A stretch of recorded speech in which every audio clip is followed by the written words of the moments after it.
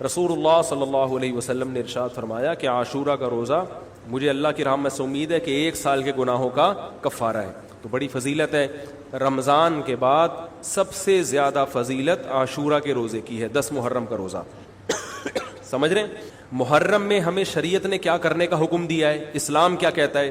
پہلی بات, اسلام یہ کہتا ہے کہ محرم میں روزے رکھنا دوسرے مہینوں کی نسبت زیادہ ثواب ہے. رمضان کے بعد تو زیادہ سے زیادہ روزے رکھیں, اور اسپیشلی 10 محرم کا روزہ 1 سال کے گناہوں کا کفارہ ہے, یہ اور زیادہ ثواب ہے. پورے محرم نہیں رکھے جاتے تو کیا کرنا ہے, 10 محرم کا رکھنا ہے. حدیث میں آتا ہے کہ آپ نے حکم دیا 2 روزے ملا کے رکھو, کیونکہ یہودی جو تھے وہ 1 روزہ رکھتے تھے, صحیح ہے نا. تو یہودیوں سے مشابہت سے بچنے کے لیے ہمیں حکم دیا کہ اس کے ساتھ 1 اور روزہ ملائیں. تو علماء یہ کہتے ہیں کہ آج کل یہودی 10 محرم کا روزہ نہیں رکھتے, تو اب مشابہت ختم ہو گئی ہے. تو اگر کوئی 9, 10 یا 10, 11 کا رکھ لے تو اچھی بات ہے, نہیں تو صرف 10 محرم کا بھی رکھ لے تو بھی انشاءاللہ پورا ثواب ملے گا, کیونکہ اب اس میں مشابہت رہی نہیں ہے. سمجھ رہے ہیں کہ نہیں سمجھ رہے؟ یہ کرنے کا کام ہے. دوسرا کام, محرم میں گناہ دوسرے مہینوں کی نسبت زیادہ, اس کی قباحت زیادہ بڑھ جاتی ہے, کیونکہ 4 مہینے محترم ہیں, شوال, ذیقعدہ, ذیلحجہ, محرم اور رجب. یہ 4 مہینے جو ہیں اسلام میں اشہر حرم کہلاتے ہیں. قرآن کہہ رہے فلا تظلموا فیہن انفسکم, ان میں اپنی جانوں پہ ظلم مت کرو. یہ ماتم کرنا بھی تو ظلم ہے نا اپنی جان پہ. تو اللہ نے فرمایا ان 4 مہینوں میں اپنی جان پہ ظلم مت کرو. کسی بھی طرح سے ظلم ہو, جسمانی ظلم ہو, روحانی ظلم ہو. جسمانی ظلم ماتم کر کے بھی ہو سکتا ہے, اور انگاروں پہ چل کے بھی ہو سکتا ہے, اپنے آپ کو پیٹ کے بھی ہو سکتا ہے. روحانی ظلم کیا ہے؟ گناہ کر کا. تو نہ گناہ کرنے کی اجازت, نہ کسی اور طرح سے.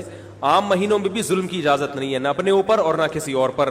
تو ان 4 مہینوں میں ظلم کی نوعیت بڑھ جاتی ہے. سمجھ رہے ہیں؟ یہ ایک محرم کی فضیلت ہے اسلام میں.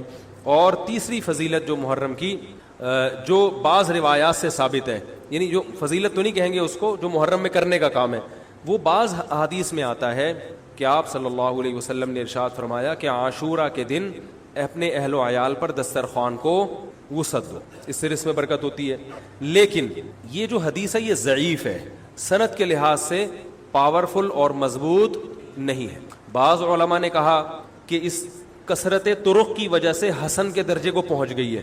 ہمارے ہی بعض اکابر علماء کی رائے ہے, علماء جو بر صغیر کے علماء, بڑے بڑے علماء ہیں, میں نام نہیں ذکر کرتا لیکن بہت بڑی اپر لیول کے علماء ہیں, ان کی رائے یہ ہے کہ یہ ضعیف, اتنی ضعیف نہیں ہے کہ بالکل ہی مسترد کر دی جائے, ٹھیک ہے نا, اور تعدد طرق کی وجہ سے درجہ حسن کو پہنچ گئی ہے. علامہ ابن تیمیہ رحمہ اللہ تعالی, جن کو سعودی عرب میں بہت فالو کیا جاتا ہے, ان کی رائے اور سلفی علماء کی رائے, جو سعودی عرب کے العثیمین, بن باز وغیرہ تھے, ان کی رائے یہ کہ یہ حدیث بالکل صحیح نہیں ہے, اور اس کی کوئی حیثیت نہیں ہے کہ دسترخوان کو وسیع کیا جائے اور عاشورہ کے دن کھانا کھلایا جائے. سمجھ رہے کہ نہیں سمجھ رہے؟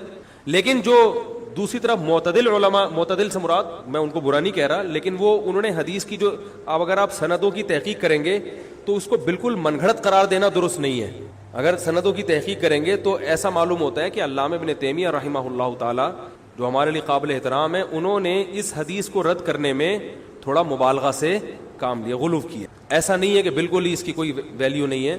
تو ضعیف روایتیں ہیں لیکن کثرت طرق کی وجہ سے درجہ حسن کو پہنچ گئی ہے. سمجھ رہے کہ نہیں سمجھ رہے؟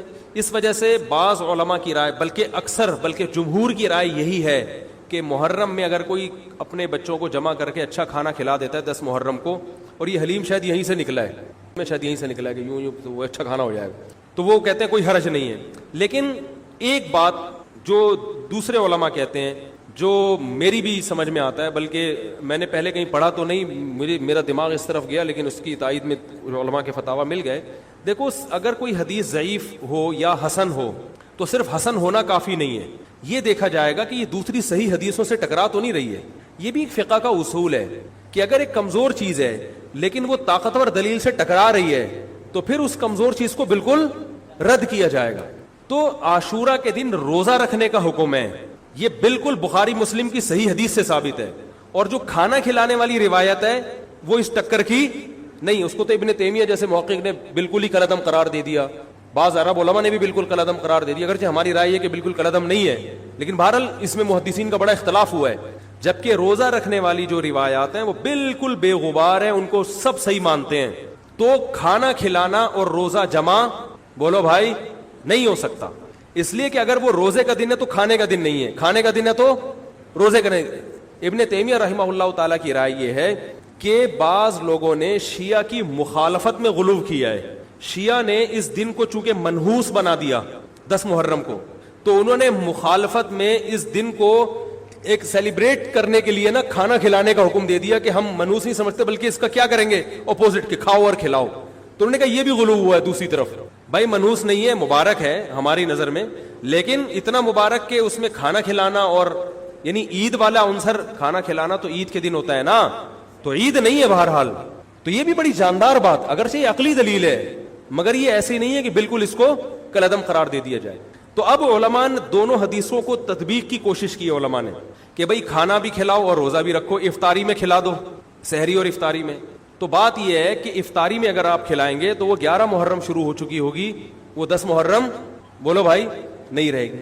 دوسرا سحری میں جو کھلانے کا مسئلہ ہے نا, سحری میں تو سحری میں جب ہم کوئی کہتے ہیں نا فلاں دن یہ کام کرنا ہے فلاں دن, تو اس سے لغت میں جو ذہن میں متبادر ہوتا ہے نا وہ دن کا وقت ہے, وہ 3:30 پونے 4 کا وقت نہیں ہوتا.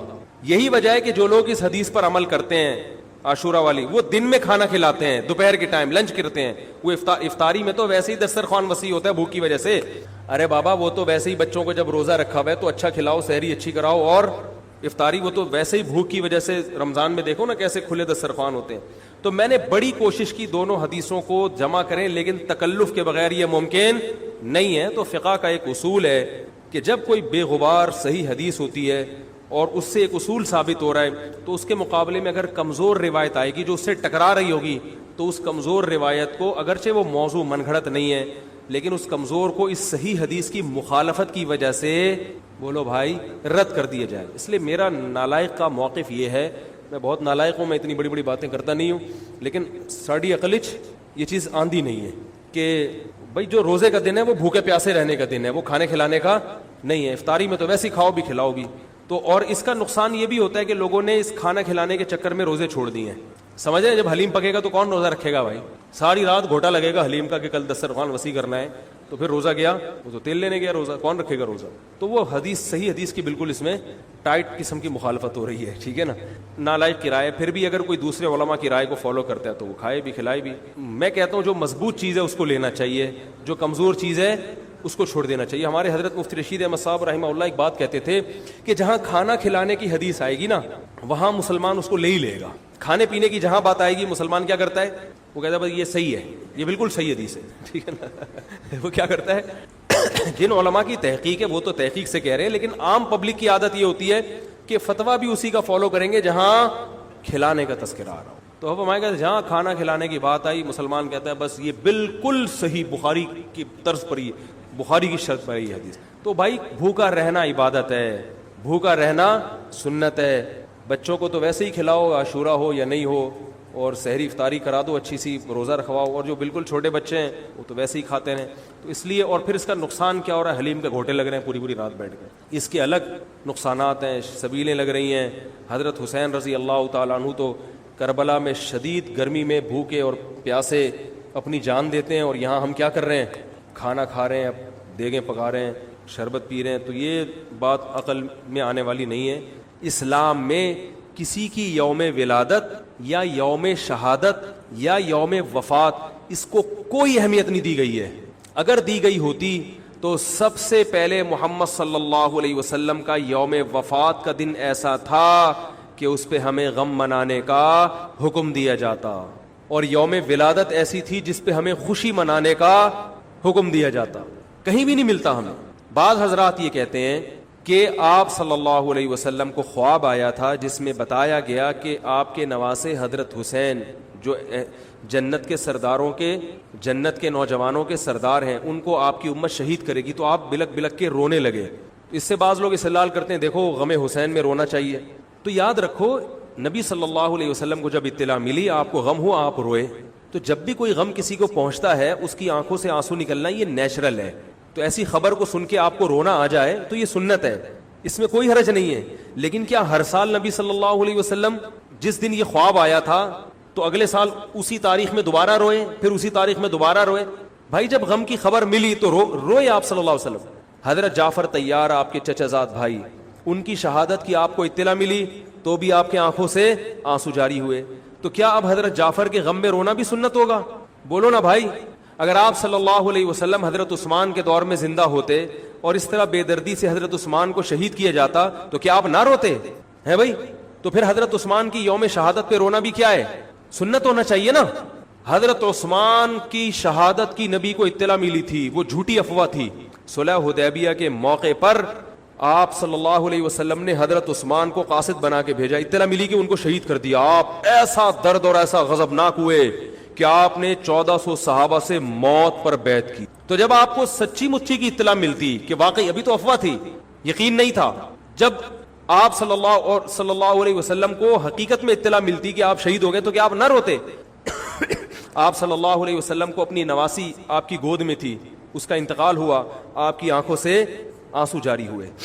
صحابہ نے کہا یا رسول اللہ آپ تو ہمیں صبر کی تلقین کرتے ہیں, آج آپ رو رہے ہیں. تو فرمائیے اللہ کی رحمت ہے, یہ تو اللہ کی رحمت ہے بھائی, اولاد ہے میری. تو کیا جب حضرت وہ جو آپ صلی اللہ علیہ وسلم کی نواسی کا انتقال کی تاریخ آئے گی تو ہم سب روئیں گے بیٹھ کے؟ بولو نا بھائی. تو کہاں کی کہاں لگا دیتے ہیں. دیکھو ہر بدعت کو جائز کرنے کے لیے نا کچھ دلیل ہر ایک کو مل جاتی ہے. تو میں بار بار کہتا ہوں جو شیعہ حضرات ہیں ان کا مسلک ہے, وہ تو صحابہ کو نہیں مانتے, تو ان کا جو مسلک ہے ان کو کرنے دیں, ان کے کام میں ٹانگ نہ اڑائیں, نہ ان سے بحث کریں, نہ ان کے کام میں ٹانگ اڑائیں. بولے بھائی آپ کا مسلک ہے آپ کریں. میں کہتا ہوں جو سنی لوگ ہیں جن کے اصول ہی الگ ہیں ان سے, وہ یہ سب کیوں کر رہے ہیں؟ بھائی یا تو ادھر ہو جاؤ, شیعہ بن جاؤ. کس نے روکا ہے؟ کوئی گورنمنٹ کی طرف سے پابندی تھوڑی ہے, کوئی پابندی نہیں ہے. آپ شیعہ بن جائے, کوئی نہیں روکے گا آپ کو. کوئی شیعہ سنی بننا چاہے اسے کوئی نہیں روکتا, کوئی سنی شیعہ بننا چاہے اسے کوئی نہیں روکتا. لیکن جب آپ سنی ہیں تو پھر آپ کو ان اصولوں پہ چلنا پڑے گا جو اہل سنت والجماعت علماء نے بتائے ہیں. اہل سنت والجماعت کے ہاں رونا عبادت نہیں ہے. ہاں آپ نے کسی دن کربلا کا واقعہ سنا, چاہے محرم میں سنا, ربیع الاول میں سنا, حضرت حسین رضی اللہ تعالی عنہ کی ایک جو دردناک شہادت کا واقعہ آپ نے سنا, آپ کو رونا آ گیا, تو یہ عین ایمان کی علامت. میرے بیان اب ویڈیو ریکارڈ ہوتے ہیں, پہلے ریکارڈ نہیں ہوتے تھے, آڈیو چلتے تھے. تو میں نے 2 دفعہ زندگی میں پہلی دفعہ جب یہ واقعہ بیان سنا, بیان کے دوران میں بھی رو رہا تھا اور سننے والے بھی رو رہے تھے. نیچرلی آ گیا رونا. پھر دوبارہ میں نے یہ واقعہ بیان کیا, مجھے بھی رونا آ گیا اور سننے والوں کو بھی آ گیا. یہ نیچرل جو آ گیا. لیکن اگر میں اس لیے بیٹھوں کہ میں روؤں, آج میں پروگرام ہے باقاعدہ, بولو بھائی, رونے کا, اور آپ کو بھی رلاؤں گا, اور وہ محرم کا واقعہ میں اگر ربیع الاول میں بیان کروں گا تو رونا آ گیا مجھے. تو جو خود سے کسی کا واقعہ سن کے رونا آ جائے اس پہ پابندی نہیں ہے, بلکہ اہل بیت سے محبت کی علامت ہے. لیکن یہ واقعہ جب ہم نے بیان کیا حضرت حسین کا تو مجھے رونا آیا. بالکل اسی طرح رونا جب حضرت عثمان کا واقعہ بیان کیا تو بھی آیا. ظلم تو ان پر بھی ہوا تھا, کوئی کم تھوڑی ہوا تھا. بلکہ مجھے یاد ہے جب میں نے پہلی دفعہ نبی صلی اللہ علیہ وسلم کی سیرت پڑھی, بالکل چھوٹا بچہ تھا میں اس وقت, میری عمر 9 یا 10 سال ہوگی, اور وہ آپ صلی اللہ علیہ وسلم کی وفات کا واقعہ لکھا تھا. تو اتنے بچے میں تو اتنی سمجھ نہیں ہوتی, لیکن جب مجھے یاد ہے میں پڑھ رہا تھا تو مسلسل آنکھوں سے آنسو بہ رہے تھے. ایسا دردناک واقعہ نبی صلی اللہ علیہ وسلم کی وفات کا. تو وہ تو کسی کے بھی وفات کی خبر جب ہم سنتے ہیں تو نیچرلی رونا آتا ہے انسان کو. کبھی وہ انسان کوشش تو برداشت کرنی چاہیے. لیکن اب ہمارے ہاں واقعات سنا کے باقاعدہ رونے کے پروگرام ہوتے ہیں. یہ اسلام کی تعلیمات نہیں ہے, یہ اسلام کی تعلیمات نہیں ہے, کیونکہ اسلام میں صبر کا حکم ہے. جو خود سے رونا آ جائے نا انسان کو تو وہ ایک نیچرلی ہے. اور کربلا کا واقعہ صرف اس نیت سے بیان کرنا کہ تاکہ میں بھی روؤں آپ بھی رو, یہ غلط ہے. یہ اہل سنت والجماعت کے ہاں یہ اسلامی تعلیمات کے منافی ہے. سمجھ میں آ رہی ہے بات کہ نہیں آ رہی؟ اور کسی مخصوص دن کے ساتھ تو ویسے بھی خاص نہیں ہے یہ. اور ویسے بھی شریعت میں صحیح بخاری مسلم کی حدیث ہے, آپ صلی اللہ علیہ وسلم نے نوحہ کرنے والی عورتوں پہ لعنت, نیاحہ کہتے ہیں چیخنا چلانا. آپ کو پتہ ہے زمانے جاہلیت میں جب کسی کی میت ہوتی تھی تو باقاعدہ پیسے دے کے عورتوں کو رلوایا جاتا تھا, پیسے دے کے. آج بھی بہت جگہوں پہ یہ ہو رہا ہے, پیسے دے کے رلوایا جاتا ہے. تو نبی نے تو ان عورتوں پہ لعنت کی ہے جو فری میں روتی ہیں, پیسے دے کے نہیں, جو فری میں میت پہ روتی ہیں. اور چیخ چلا کے رونا تو ویسے ہی حرام ہے اسلام میں. میت پہ جب بھی نبی صلی اللہ علیہ وسلم روئے ہیں آپ کی آنکھوں سے آنسو, بس چیخ چلا کے نہیں روئے ہیں. حضرت جعفر طیار بھی تو اہل بیت میں سے تھے. جب شہید ہوتے ہیں آپ کی 4 جوان بیویاں بیوہ ہوتے ہیں, چھوٹے چھوٹے بچے یتیم ہو جاتے ہیں, تو ان کی بیویاں جب روتی ہیں تو گھر سے باہر آواز آتی ہے. آپ نے پہلی دفعہ سمجھایا جا کے کہ ان سے بولو اپنی آوازوں کو پس کرو. جب دوبارہ تو آپ نے فرمایا منہ پہ خاک پھینک دو جا کے. حالانکہ ان کا جو رشتہ حضرت جعفر طیار سے تھا وہ ہمارا نہیں ہے, ہم تو بہت دور کے ہیں.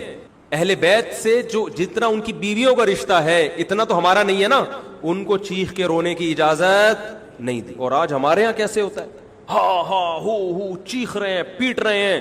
گریبان چاک کرنا اسلام میں حرام ہے روتے ہوئے. گریبان چاک کرنا اس پہ لعنت ہے نبی صلی اللہ علیہ وسلم کی. تو آج گریبان بھی چاک ہو رہا ہے, رو بھی رہے ہیں, پیٹ بھی رہے ہیں. تو بھائی وہ شیعہ حضرات کا ایک مسلک ہے, ان کی رائے ہے, ان کو ان کی رائے پہ چلنے دو. آپ جو اہل سنت والجماعت کو فالو کرتے ہو تو یا تو ادھر ہو جاؤ یا ادھر ہو جاؤ, درمیان میلہ لٹکو. درمیانی آدمی کہیں کبھی نہیں ہوتا. درمیان کی جو جنس ہے وہ کہیں کی ہوتی ہے. وہ بیچارہ نہ مرد سے شادی کر سکتا ہے نہ عورت سے. وہ کہتا ہے یا اللہ اگر مجھے آپشن دیتا یا تو ادھر کر دیتا, یا وہ تو ایک اللہ نے آزمائش بنا دی اس کو بیچارے کو, وہ آزمائش ہے, اسی آزمائش پہ اس کو قیامت کے دن اجر ملے گا. لیکن اپنے اختیار سے انسان بیچ کا بننے کی کوشش کرے یہ ٹھیک نہیں ہوتا. اپنے اختیار سے یا تو شیعہ بن جاؤ یا پورے سنی بن جاؤ. تو اہل سنت حدیث کی کتابوں کو فالو کرتے ہیں, اور جو ہماری بخاری مسلم ہے شیعہ حضرات نہیں مانتے ان کتابوں کو, وہ نہیں فالو کرتے ان کو. تو ہم تو ان کو فالو کرتے ہیں. اگر آپ کہتے ہو میں نہیں مانتا ان حدیثوں کو, تو پھر بہت ساری چیزیں اور بھی ہیں وہ بھی چھوڑ دو. پھر آپ سمجھ میں آ رہی ہے بات, پھر وہ بھی چھوڑ دو. تو ہم تو ان کتابوں کو فالو کرتے ہیں. ہمارے نبی صلی اللہ علیہ وسلم کے حکام ہیں میت پہ رونا پیٹنا منع.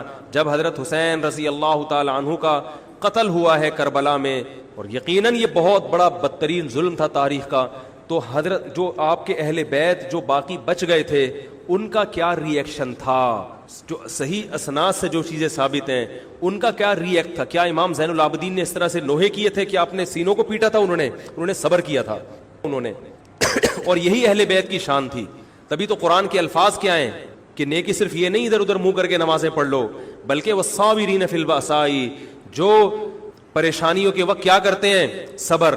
تو ہماری نظر میں حضرت حسین کا قتل بھی ایک بہت بڑی ٹینشن, بہت بڑی پریشانی, مگر اس پر ہمیں صبر کا حکم ہے.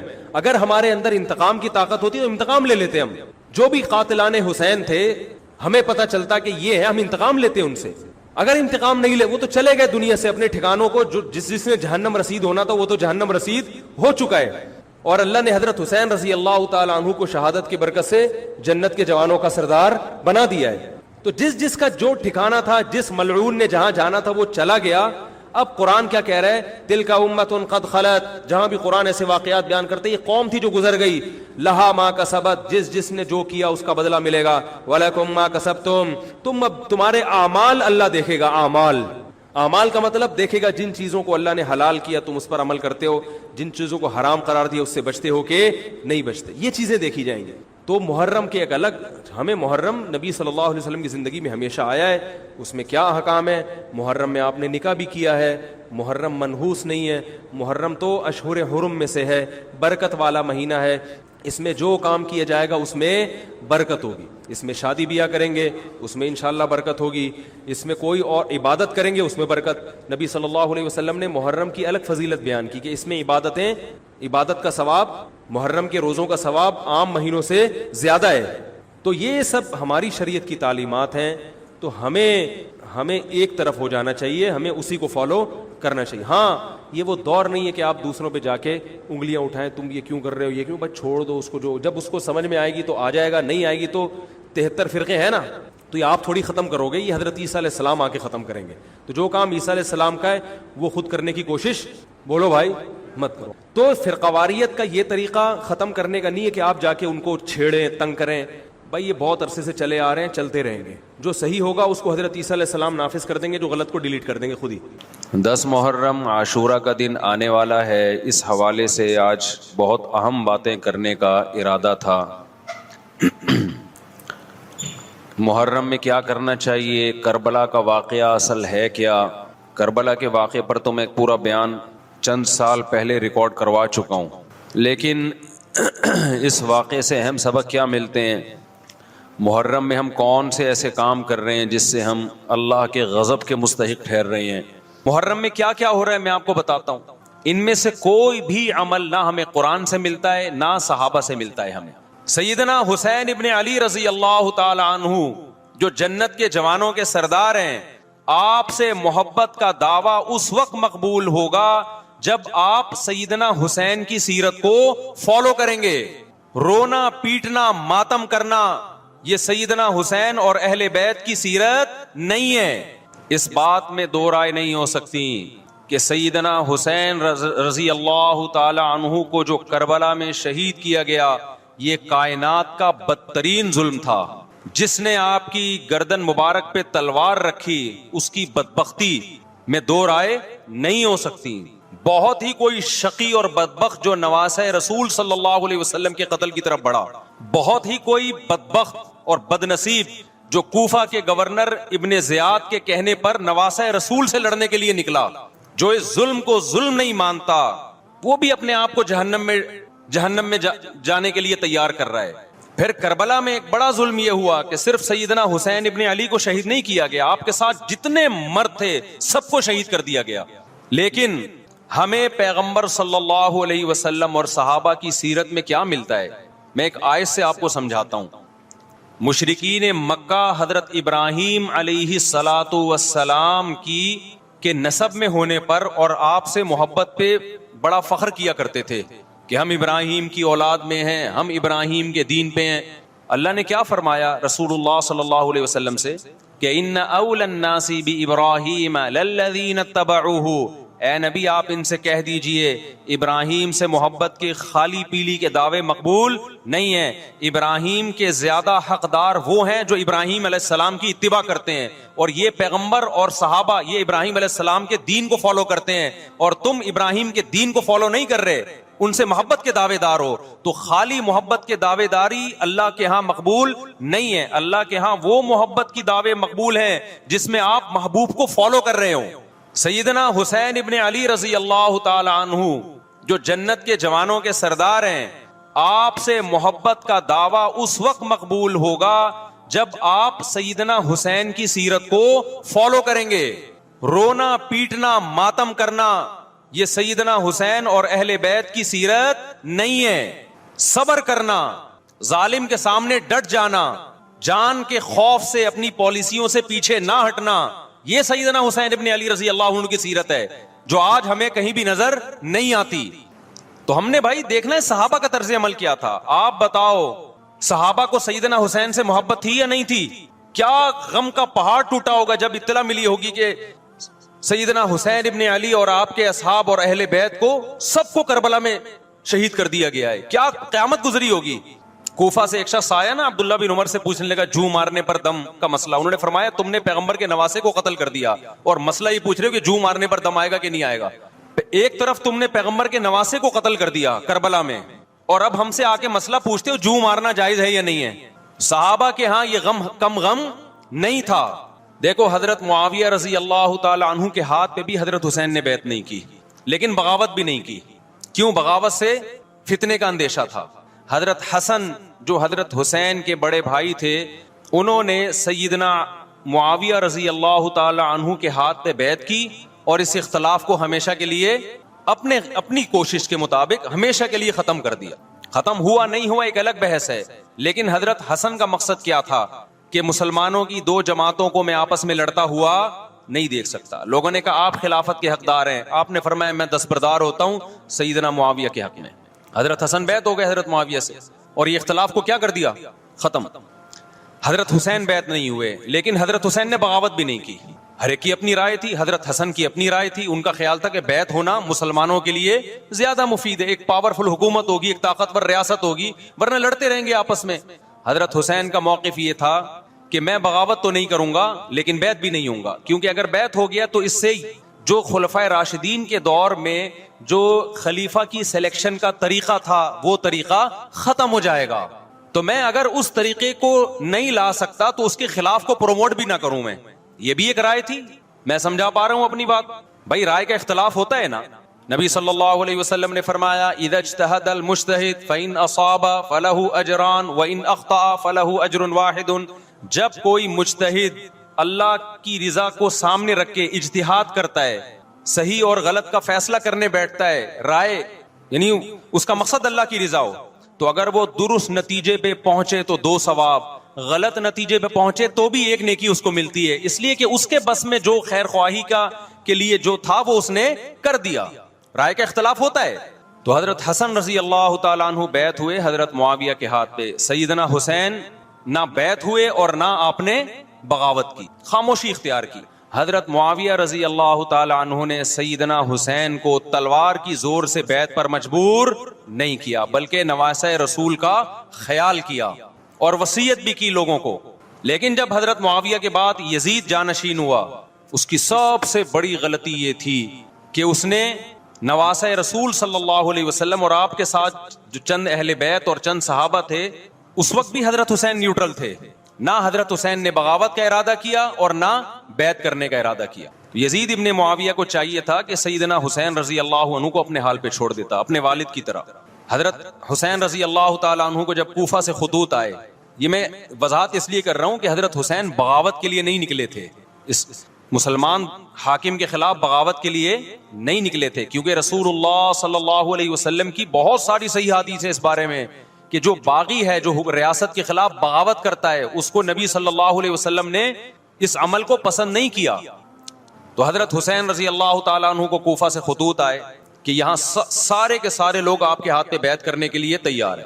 ظاہر ہے جب کسی علاقے کے لوگ دارالخلافہ ہو اور سب بیعت ہونے کے لیے تیار ہوں تو پھر آپ کا جانا یہ بغاوت کا عمل نہیں کہلاتا. حضرت حسین رضی اللہ تعالیٰ عنہ اہل بیت کے ساتھ نکلے. کربلا میں جب پہنچے, مشہور واقعہ آپ 20 دفعہ سن چکے ہیں, وہاں جا کے آپ کو اطلاع ہوئی کہ وہ خبر غلط تھی اور عبید اللہ بن زیاد نے ایک پورا لشکر بھیجا سیدنا حسین رضی اللہ تعالیٰ عنہ کو مجبور کرنے کے لیے کہ میرے ہاتھ پہ آپ زبردستی بیعت ہو جائیں. حضرت حسین رضی اللہ تعالیٰ عنہ نے مطالبے رکھے کہ یا تو مجھے واپس جانے دیا جائے, اور اگر بیعت کرنا ہی ہے تو میں دمشق میں امیر کے ہاتھ پہ جا کے بیعت کروں گا. بہت معقول مطالبے تھے یہ.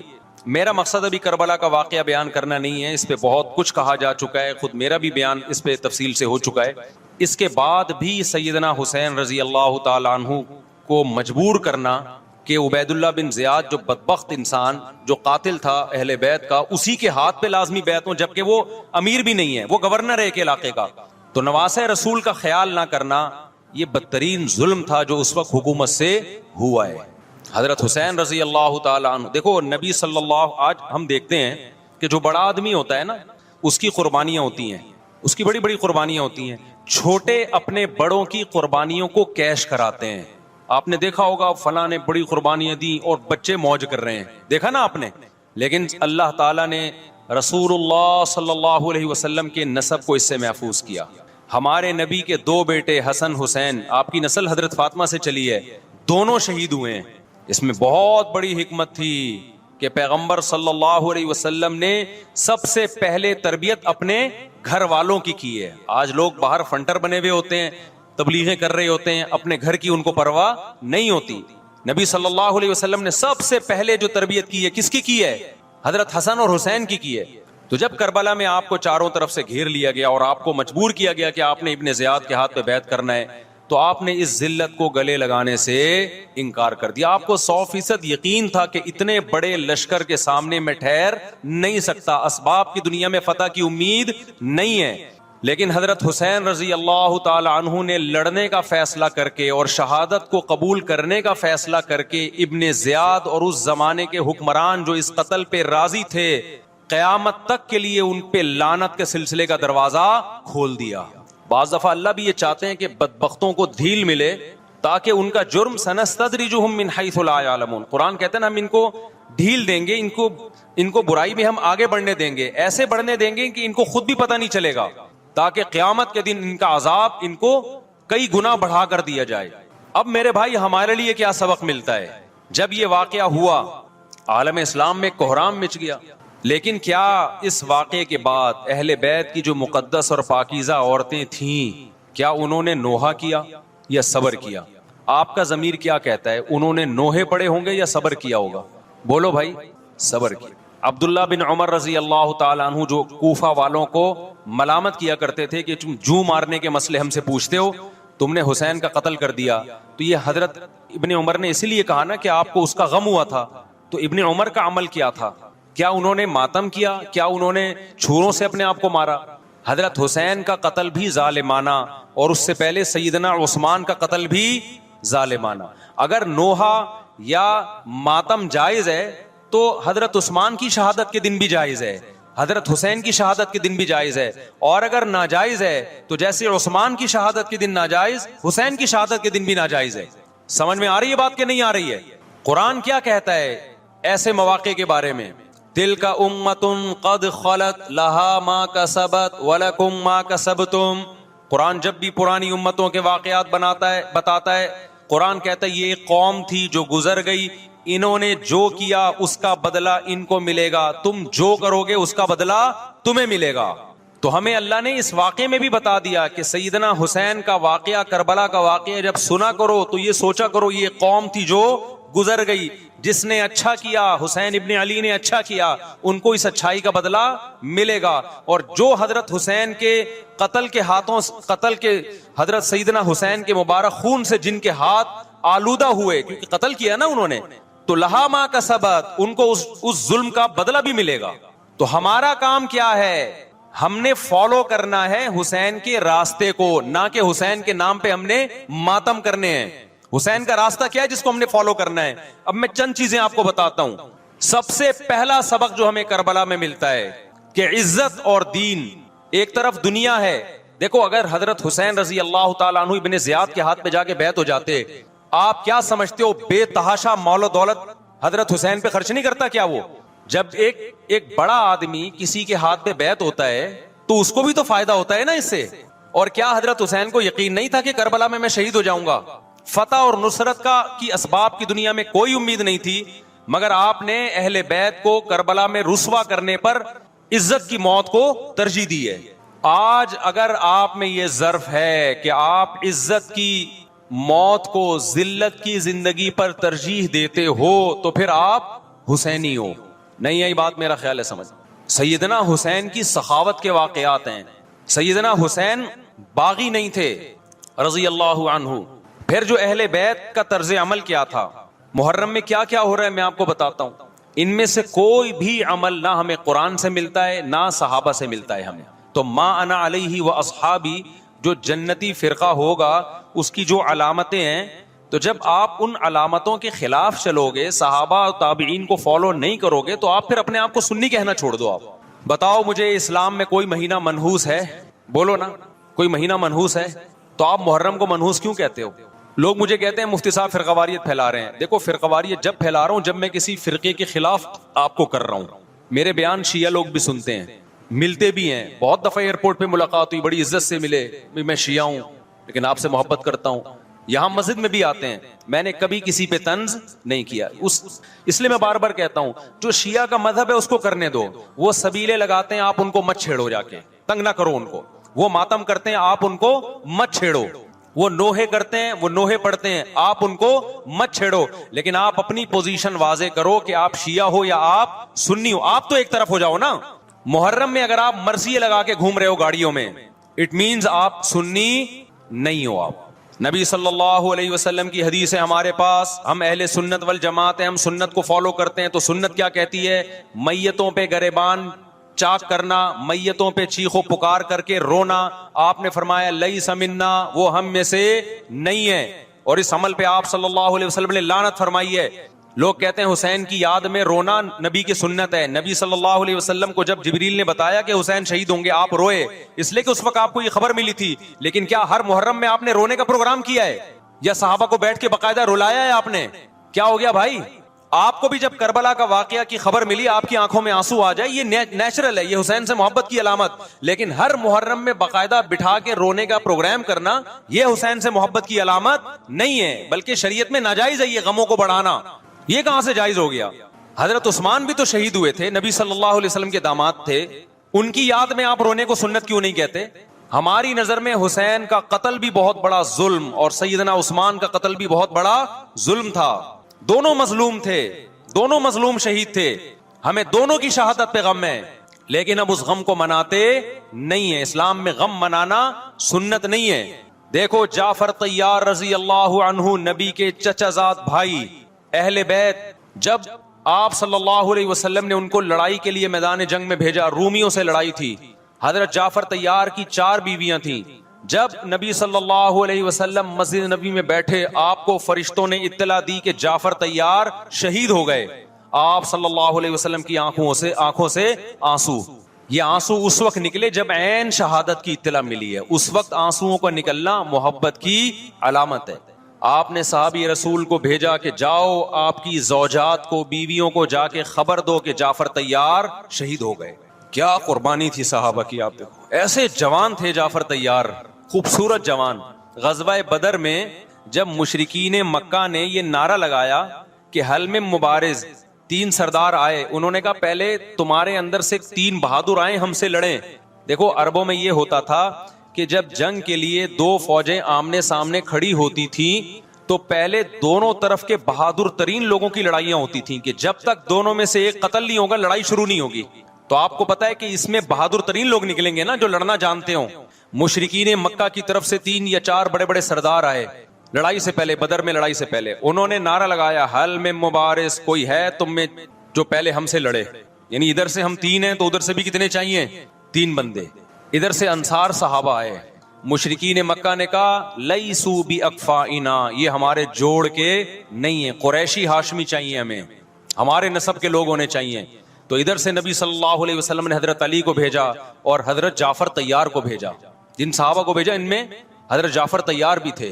حضرت جعفر طیار رضی اللہ تعالیٰ عنہ اور سیدنا علی مقابلے میں غالب آ گئے. خوبصورت صحابی. نجاشی کے سامنے آپ نے تقریر کی ہے، ہجرت کی ہے نا جب حبشہ کی طرف، تو نجاشی نے پوچھا جعفر طیار سے کہ تمہارے پیغمبر جو کلام لے کر آئے ہیں وہ سناؤ. حضرت جعفر طیار رضی اللہ تعالیٰ عنہ نے سورہ مریم پڑھنا شروع کر دی. کاف ہا یا عین صاد ذکر رحمت ربک عبدہ زکریا اذ نادى ربه نداء خفیا قال رب انی وهن العظم منی واشتعل الرأس شیبا ولم اکن بدعائک رب شقیا وانی خفت الموالی من ورائی وکانت امرأتی عاقرا فہب لی من لدنک ولیا.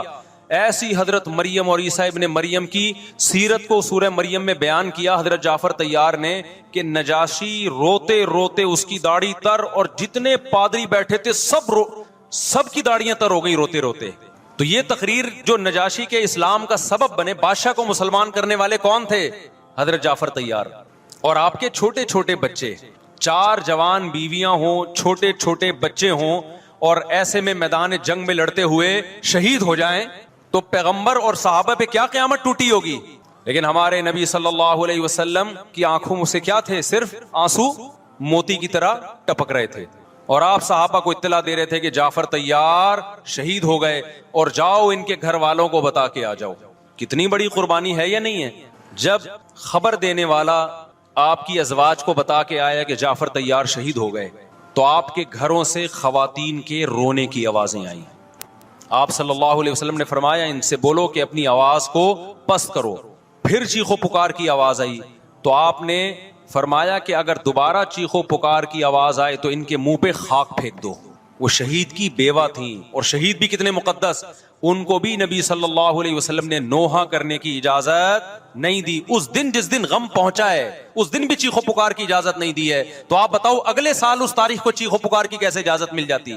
نہیں آئی میرا خیال ہے بات سمجھ میں. جب غم پہنچا ہے اس وقت چیخنے چلانے کی اجازت نہیں ہے. چھوٹے چھوٹے یتیم بچے حضرت جعفر طیار کے، چھوٹے چھوٹے یتیم بچے، کتنا غم ہوتا ہے جب چھوٹے چھوٹے بچے ان کا باپ دنیا سے چلا جائے، کتنا ترس آتا ہے ان کے اوپر. تو ہمارے نبی کو بھی ان یتیم بچوں پہ بھی ترس آیا، ان بیواؤں پہ بھی ترس آیا. لیکن نہ نبی صلی اللہ علیہ وسلم چیخو پکار کر کے خود روئے اور نہ آپ نے ان کی ازواج کو رونے کی اجازت دی ہے. سمجھ میں نہیں آ رہی میرا خیال ہے بات. میرا مقصد شیعوں پہ طنز کرنا نہیں ہے، ان کا جو مذہب ہے ان کو اس پہ چلنے دو. میرا مقصد ہے آپ اپنی پوزیشن واضح کرو کہ آپ ادھر ہو یا ادھر ہو. کسی کو تنگ مت کرو، نہ کسی پہ فتوے لگاؤ کفر اسلام کے، نہ کسی کو جہنمی قرار دو. اپنی پوزیشن آپ فیصلہ کرو کہ آپ اگر ادھر جانا تو پورے ادھر چلے جاؤ. پھر یہ آدھا تیتر آدھا بٹیر والا معاملہ مت کرو. وہ ان کا مذہب ہے بھائی. ان کے علماء ان کو بتاتے ہیں کہ محرم میں کالے کپڑے پہننے ہیں، محرم میں ماتم کرنا ہے، محرم میں کو منحوس سمجھنا ہے، اس میں شادی بیانی کرنا. ان کے علماء ان کو بتاتے ہیں، ان کو چلنے دو اس پر. دنیا میں بہت سے فرقے ہیں، بہت سے مذہب ہیں. ہم کسی کو نہ ختم کر سکتے ہیں نہ کسی کے خلاف نفرت پیدا کر سکتے ہیں. اس سے کوئی چیز حاصل نہیں ہوگی. کسی سے نفرت کرنے کی ضرورت نہیں، کسی پہ فتوے لگانے کی ضرورت نہیں, لیکن آپ کو اپنی پوزیشن واضح کرنی پڑے گی کہ میں کہاں کھڑا ہوا ہوں. اگر آپ سنی ہو تو پھر اہل سنت والجماعت صحابہ تابعین کو فالو کرتے ہیں, حدیث کو فالو کرتے ہیں, اور حدیث میں ہمیں ماتم کرنا, نوحہ کرنا, گریبان چاک کرنا اس کی پرمیشن نہیں ہے, بلکہ اس سے روکا گیا ہے, اس عمل کو حرام اور ناجائز قرار دیا گیا ہے. بات آ رہی ہے سمجھ میں؟ باقی جو شیعہ حضرات کرتے ہیں, ہمارے دوست ہیں شیعہ, میں مذاق میں نہیں کہہ رہا, ملتے ہیں ہم سے, میں کبھی ان سے مذہب کے ٹاپک پہ بات نہیں کرتا, نہ ان کو کبھی چھیڑتا ہوں کہ آپ یہ کیوں کر رہے ہو, یہ کیوں نہیں کر رہے. بھائی اس کا مذہب ہے, وہ اس کا فرقہ ہے, جو کرنے دو اس کو, ہم نہیں کرتے, کیونکہ ہم اہل سنت والجماعت میں. سمجھ میں آ رہی ہے بات کہ نہیں آ رہی؟ پھر ربیع الاول کا مہینہ آئے گا, اس میں بھی آپ اپنی پوزیشن واضح کرو کہ آپ ادھر ہو یا ادھر ہو. دو فرقے ہیں, دیوبندی بریلوی. میں نہیں کہہ رہا کہ کون جنتی کون جہنمی, لیکن بر صغیر میں جن کو دیوبندی کہا جاتا ہے وہ نظر و نیاز تیجے 40 کے قائل بولو نہیں ہے. ان کی کتابوں میں لکھا ہوا ہے, وہ اس کے قائل نہیں. اگر کوئی بزرگ ان میں قائل گزرا بھی ہے تو وہ اس کا ذاتی تفرد ہے, اس کو علماء نے فالو نہیں کیا, اس کو ان کی اجتہادی غلطی قرار دیا ہے. ربیع الاول میں جلوس نکالنا یا مزار بنانا یا مزاروں پہ جانا اس نیت سے کہ وہاں جا کے ہم کوئی قوالی پڑھیں گے یا کچھ بھی, ہمارے ہاں قبرستان جانا صرف اس لیے ہے کہ آخرت کی یاد تازہ ہو, بس. اس کے علاوہ اور کوئی کانسیپٹ نہیں ہے. ہمارے ہاں قبر ایک بالش سے زیادہ اونچی بنانا جائز بولو نا نہیں ہے, قبر پکی کرنا جائز نہیں ہے, تیجے 40 کرنا جائز بولو نہیں. آج ایک صاحب آئے, کہنے لگے میری ساس کا 40واں ہے, فجر میں کہنے لگے مجھے, کہہ رہے میں نہیں گیا تو بڑا مسئلہ ہو جائے گا. میں نے کہا بھائی ایک فیصلہ کرو, گرین چینل یا وائٹ چینل, ایک طرف ہو جاؤ بھائی, کیونکہ وائٹ چینل میں یہ جائز نہیں ہے, نہ 40واں نتیجہ ہے. اب لوگ مذاق اڑاتے ہیں, مر گیا مردود نہ فاتحہ نہ درود. بھائی کچھ بھی کہتے رہو تو پھر پورے ادھر کو ہو جاؤ, یا تو پورے وائٹ ہو جاؤ یا پورے کیا ہو جاؤ, پورے گرین ہو جاؤ. پھر تیجا بھی کرو, 40واں بھی کرو, برسی بھی کرو, اور پھر اس کے بعد جھنڈے بھی لگاؤ ہرے رنگ کے. میں نہیں کہہ رہا دیوبندی صحیح ہے یا بریلوی صحیح ہے, دیکھو میں یہ بحث نہیں کر رہا, میری بات کو غلط نہ لے کے جانا. میں کہہ رہا ہوں آپ اپنی پوزیشن واضح کرو, صحیح غلط تو اگلا مرحلہ ہے. آپ کیا ہو, آپ کو تو یہی نہیں پتا چل رہا. آپ ربیع الاول میں ہرے جھنڈے لے کے گھوم رہے ہو, رمضان میں آپ وائٹ چینل بنے ہوئے ہو, محرم میں آپ بلیک چینل بنے ہوئے ہو, تو پتہ ہی نہیں چل رہا تو ہے کیا بھائی. جب 73 فرقوں میں ایک جنتی ہے تو ایک کو فالو کرو نا جس کو جنتی سمجھتے ہو. اگر آپ سمجھتے ہو کہ بلیک چینل یا شیعہ فرقہ جنتی ہے تو پورے شیعہ ہو جاؤ بھائی. اگر آپ سمجھتے ہو بریلوی فرقہ جنتی ہے تو پورے بریلوی ہو جاؤ. تو جس کو سمجھتے ہو وہ بن جاؤ, لیکن پورے بنو, ادھورے مت بنو, آدھا آدھا نہ لو. بات سمجھ میں آ رہی ہے؟ میں پھر بتا رہا ہوں, نہ میں کسی کو جنتی کہہ رہا ہوں نہ جہنمی. میں یہ نہیں کہہ رہا دیوبندی جنت میں جائیں گے یا بریلوی جائیں گے یا شیعہ جائیں گے, یہ تو اللہ فیصلہ کرے گا. ہم تو وہ کریں گے جو ہماری کھوپڑی میں آ رہا ہے. ہماری کھوپڑی میں یہ آ رہا ہے کہ جس کو بھی کرو تو ایک کو کرو پورا, تاکہ ایک طرف ہو جاؤ. آدھے تیتر آدھے بٹیر مت بنو آپ, اور دوسرے کو چھیڑو بھی نہیں, چھیڑنے کی بھی ضرورت نہیں ہے. کوئی جو کر رہا ہے کہ بھائی اس کا مذہب ہے. دیکھو ہندو مندر میں جاتا ہے نا, ہماری رائے کے مطابق صحیح کر رہا ہے غلط کر رہا ہے, غلط کر رہا ہے, لیکن ہم چھیڑتے ہیں کیا؟ اسلام نے اجازت دی اس کو چھیڑنے کی کہ ہندو جا رہا ہے اس کو پکڑ کے لا کیوں جا رہا ہے بھائی؟ اسلام بولا ہے بھائی لکم دینکم ولی دین, تمہارے لیے تمہارا دین, ہمارے لیے ہمارا دین. لا اکراہ فی الدین, دین میں زبردستی نہیں ہے, جو کر رہا ہے اس کو کرنے دو. تبھی اسلامی تاریخ میں کوئی ایک مندر بھی ہمارے علم میں نہیں ہے کہ اس میں ہندوؤں پہ پابندی لگی ہو کہ مندر نہیں جا سکتے. جب تک اسلامی حکومتیں رہی ہیں, ہندوستان میں 1000 سال مسلمانوں نے حکومت کی ہے. اگر ہندوؤں کو مندر جانے سے روک دیتے تو آج یہ مندر ختم ہوتے. اسلامی حکومت جب ختم ہوئی ہے تو بھی مندر لاکھوں کی تعداد میں مندر تھے. اسلام مسجد جانے کا حکم دیتا ہے, یہ چرچ جانے کا. بولو مسجد, چرچ جانے کو غلط سمجھتا ہے کیونکہ وہاں غیر اللہ کی, عیسیٰ ابن مریم کی عبادت ہو رہی ہے.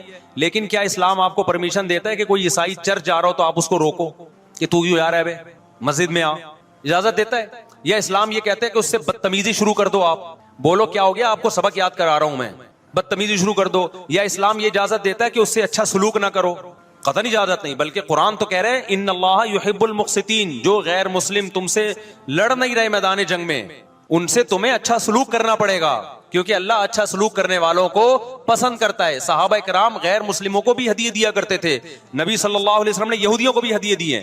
تو جو مذہب اسلام کی طرف منسوب نہیں ہے, جب ہمیں ان سے اچھے سلوک کا حکم ہے, تو جو مذہب اسلام کی طرف منسوب ہیں, قطع نظر اس سے کہ وہ اس دعوے میں سچے ہیں یا جھوٹے, یہ تو بحث ایک الگ ہے, لیکن نسبت کس کی طرف کر رہے ہیں؟ اسلام کی طرف.